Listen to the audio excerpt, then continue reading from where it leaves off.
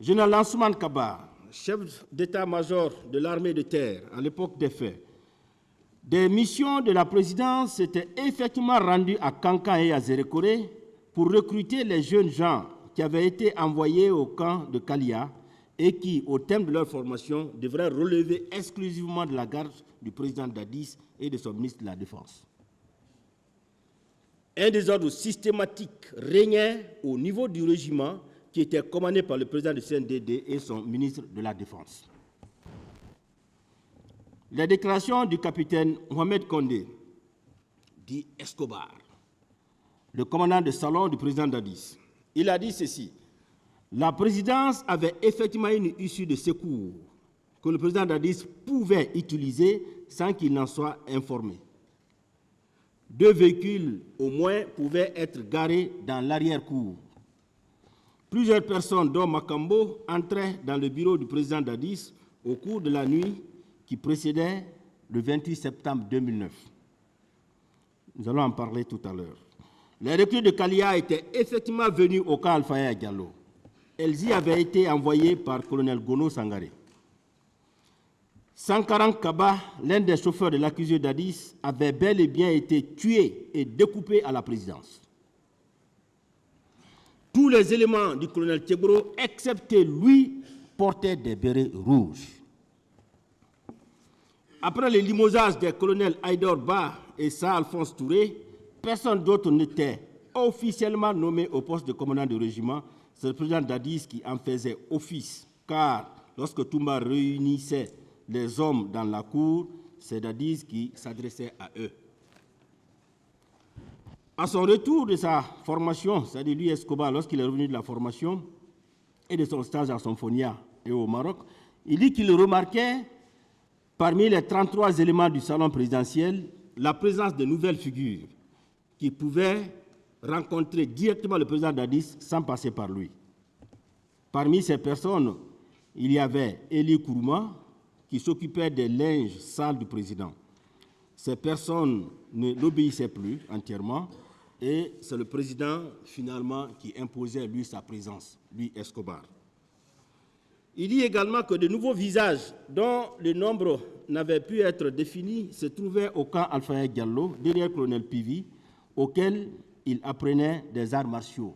Il vient confirmer ici, Monsieur le Président, les 500 hommes dont nous venons de parler. Le 28 septembre 2009, le président Dadis était déjà debout à 6 heures du matin et assis dans son bureau, car c'est à 7 heures qu'il partait le saluer, comme d'habitude.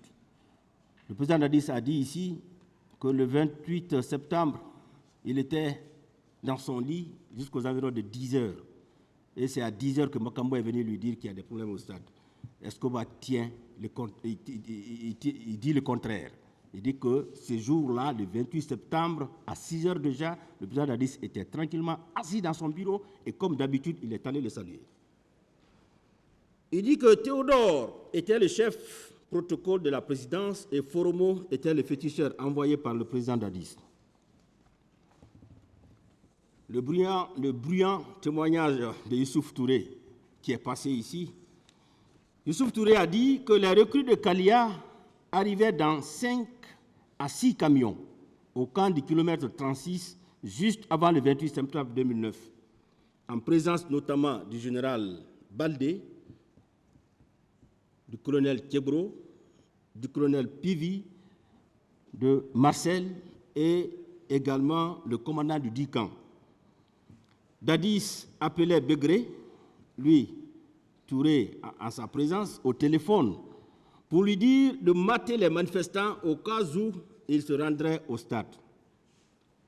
Des images figurant dans le téléphone de Pivi montraient ce dernier habillé en tenue traditionnelle qui disait à un militaire de bien filmer pour que le président Dadis puisse visionner après, parce qu'il est trop curieux. Pivi était arrêté à côté d'un féticheur qui découpait les cadavres dont le nombre était très élevé pour les mettre dans les fosses. C'est ce que Touré a dit ici. Au cours de la matinée du 28 septembre 2009, Makambo, général Baldé, Pivi, Mamoudou Guilavogui, colonel Théa, Bienvenu Lama, Thiebro, Blaise Goumou, Georges, lieutenant Foumi, Théodore ainsi que les recrues de Kalia prenaient le départ au camp Alpha Yaya pour le stade.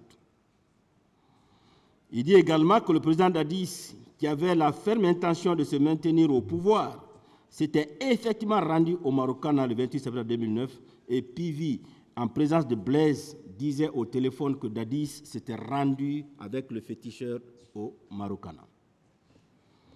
Touré poursuit en disant que c'était bien le président Dadis qui donnait l'ordre pour la commission des massacres. Il dit également que l'accusé Blaise Goumou était en étroite collaboration avec le président Dadis et le rencontrait régulièrement sans audience. Il dit au service du colonel Thiebro, il existait des conteneurs où les gens étaient souvent gardés, les bérets rouges étaient toujours autour de lui. Le colonel Gabi parlait de 200 corps, selon ce qu'il a entendu. Des manifestants avaient été bien enlevés et conduits au camp Alpha Yaya Diallo, notamment au service du colonel Thiebro. Avant et après les massacres, des femmes étaient enlevées et séquestrées au camp Alpha Yaya Diallo par plusieurs officiers tels que le lieutenant Foumi et Marcel. Aussi, M. Mamadi Soumaoro, l'une des anciennes recrues de Kalia, est passé ici et il a dit ceci. 12 000 personnes, dont 3 000 commandos, avaient été recrutées sous le CNDD pour être envoyés en formation à Kalia. Les 24 et 25 septembre 2009, 300 à 400 de ces recrues qui formaient les compagnies Titanic et Charlie avaient été armés de fusils AK-47 et d'autres instruments létaux et transportés par lieutenant Bamba, Makambo, Gono Sangaré et Blaise Goumou au camp Alpha Yaya Diallo où elles séjournaient avant de perpétrer les massacres du 28 septembre 2009. Certains de ces recrues, dont Moriba Haba, revenaient au soir du même jour au camp Kalia, blessés, et les personnes qui étaient parties détenaient des engins roulants, de l'argent ainsi que des biens de valeur.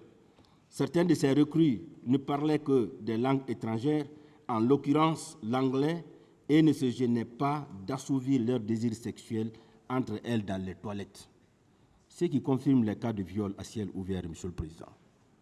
Les personnes qui ne se gênaient pas de se satisfaire sexuellement dans les toilettes au niveau de Kalia, ces personnes-là, Monsieur le Président, qui avaient besoin de femmes et qu'on envoie au stade, il y en a qui ont perdu de vue les femmes depuis longtemps. Ces personnes-là ne vont pas se gêner parce qu'elles savent pertinemment qu'après ces massacres-là, elles vont retourner au camp. Donc, il faut tout de suite se satisfaire. Aussi, Monsieur le Président, il continue en disant « Les habillements des recrues étaient constitués de maillots des clubs sportifs Chelsea, Arsenal et Dortmund. » C'est ce que Mamadi Soumaoro dit et ça a été déjà confirmé par d'autres personnes qui étaient au stade. Au train des escaliers où Marcel était à la tête d'un groupe de tortionnaires, dont Thomas le boucher, Édouard, Jacques Mahomi, qui, armé de machettes, infligeait des tortures aux personnes séquestrées, environ 8 de ces personnes, dont Begré et Jeannot Destin, y trouvaient affreusement la mort. Sankaran Kaba était découpé à l'aide d'une machette à la présidence par Thomas. Blaise Goumou était constamment à Kalia, presque tous les 2 à 3 jours. Il se voyait régulièrement avec le directeur du centre de formation Bienvenue Lama et faisait des rassemblements au cours desquels il expliquait les comportements qui devraient être celui des recrues une fois à la présidence. Blaise Goumou portait le béret rouge. C'est bien lui, arborant une tenue militaire et un béret rouge, arme à main, qui se trouve sur la photo qui a été produite ici au débat. Les éléments des services spéciaux portant des bodys noirs et parfois des bérets rouges étaient toujours présents à Kalia. Aussi, M. Fodeba Keïra est passé ici, ministre de la Jeunesse, des Sports, de la Promotion et de la Promotion Emploi Jeunes au moment des faits. Il a dit ceci. 10 jours après les massacres, des chaussures, sachets plastiques étaient encore abandonnés au stade. Des impacts de balles étaient visibles sur les murs. La cabine de reportage était endommagée.